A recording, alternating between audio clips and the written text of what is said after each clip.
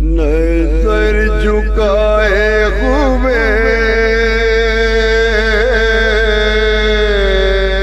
یزید کا دفاع نہیں کریں گے معاویہ کا دامن نہیں بچ سکتا.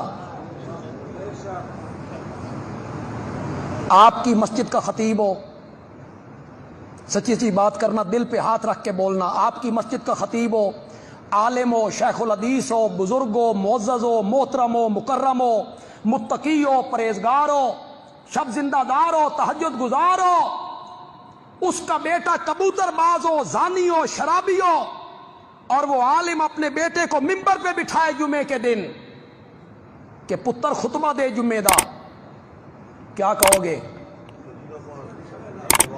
اس عالم کو کیا کہو گے؟ اسے کہو گے نا کنبا پرور ہے، دنیا کا بھوکا ہے، اولاد کی محبت میں سارا کام کر گیا.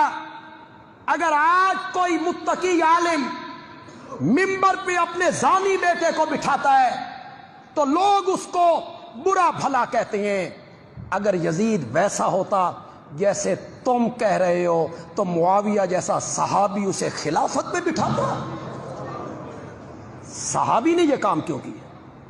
ان کے لیے تو قرآن کہتا ہے اولئک هم المتقون، اولئک هم الصادقون، اولئک هم الراشدون. بات ہوئی ہے اب تیری طرف سے شروع، انتہا اب ہم کریں گے. اب تجھے بتانا پڑے گا جس کا تو نے دفاع کرنے کی کوشش کی، کھل کے آ. یزید کا دفاع کرنا ہے پھر پورے دن کا مسلمان بن. چھپ چھپ کے یزید کا دفاع کیسا؟ پھر پڑھ یزید کا کردار پڑھ. ہماری آنکھوں کے سامنے ہم پڑھتے ہیں حسین کا شجرہ. تو بتا یزید کا شجرہ. حسین 3 شبان کو مدینے میں بطول کے گھر قرآن بن کے نازل ہوا. یزید شام اور حمص کے درمیانی علاقہ تدمر میں حاکم شام کے گھر عذاب بن کے نازل ہوا.